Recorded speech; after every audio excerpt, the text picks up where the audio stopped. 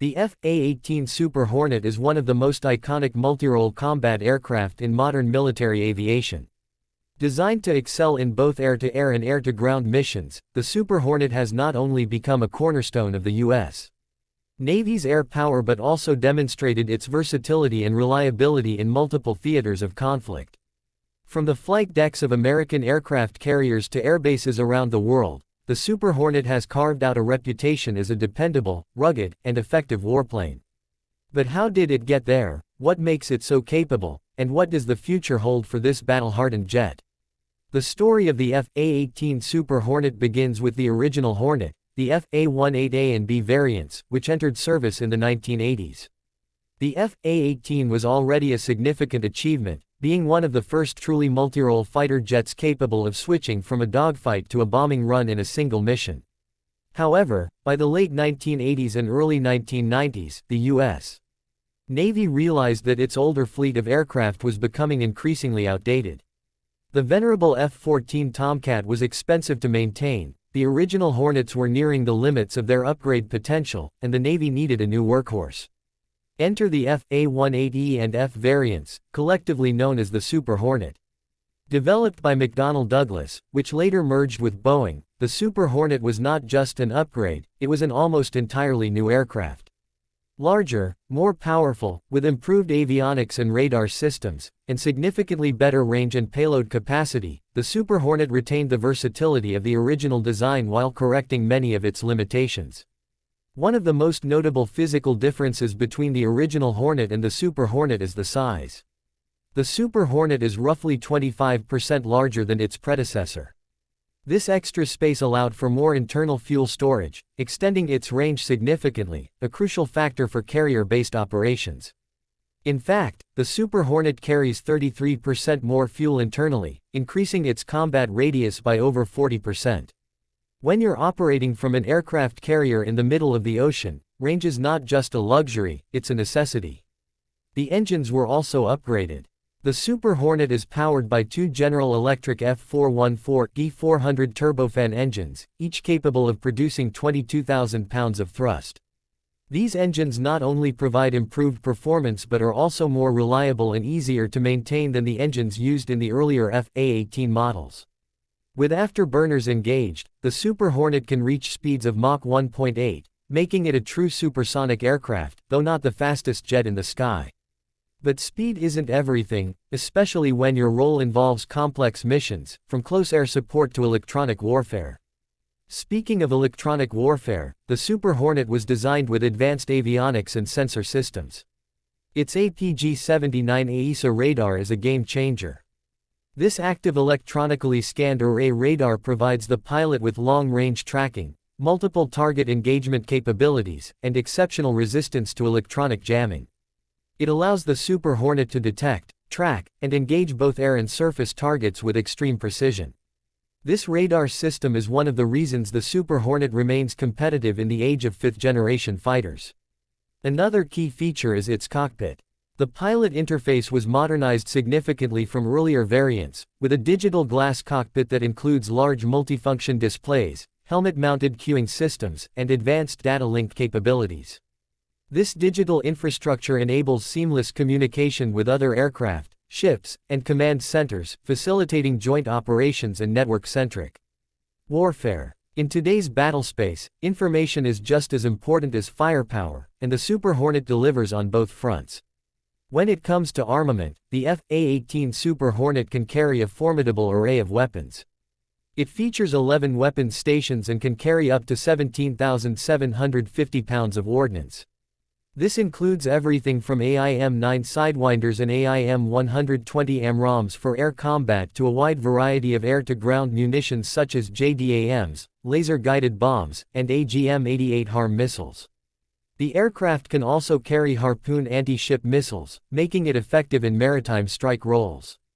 And let's not forget the M61A2 Vulcan 20mm rotary cannon, a 6-barrel, internally mounted gun that is devastating in close-range combat. One of the defining aspects of the Super Hornet is its multirole flexibility. It can switch between missions with minimal reconfiguration.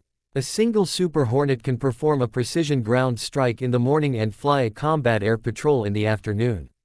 This kind of adaptability reduces the need for specialized aircraft, simplifies logistics, and increases the Navy's operational readiness. In modern warfare, that kind of versatility is invaluable. The Super Hornet also includes cutting-edge survivability features. Its airframe incorporates radar-absorbent materials and has a smaller radar cross-section than previous fourth-generation jets. While not stealthy by fifth-generation standards, this reduced signature, combined with electronic countermeasures, makes the Super Hornet harder to detect and target. Its defensive systems include radar warning receivers, decoy dispensers, jamming pods, and infrared countermeasures, all designed to help it survive in contested environments. Now let's talk about its two-seat variant, the A-18F. This version has a second seat for a Weapons Systems Officer, or WSO. This second crew member is invaluable during complex missions, such as electronic warfare or deep strike operations, where managing sensors, weapons, and communications simultaneously can be overwhelming for a single pilot. The F model increases mission capability and reduces pilot workload, making it ideal for long-duration sorties or missions requiring split-second coordination.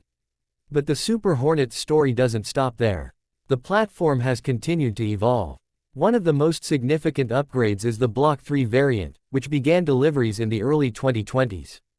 Block 3 introduces several critical improvements, including a new advanced cockpit system with a touchscreen interface, enhanced network capabilities, and a reduced radar cross-section. The aircraft also receives conformal fuel tanks, which extend range without using external fuel tanks and reduce drag.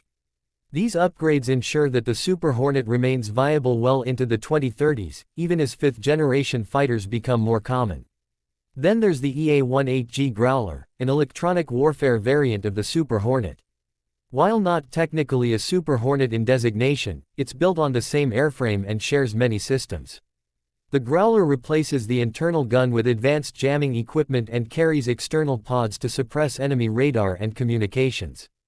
It plays a vital role in disrupting enemy air defenses, making it safer for other aircraft to operate. The Growler is a prime example of how flexible and adaptable the Super Hornet airframe really is. Despite its age compared to new stealth fighters like the F-35 or the F-22, the Super Hornet remains highly relevant in today's combat environment.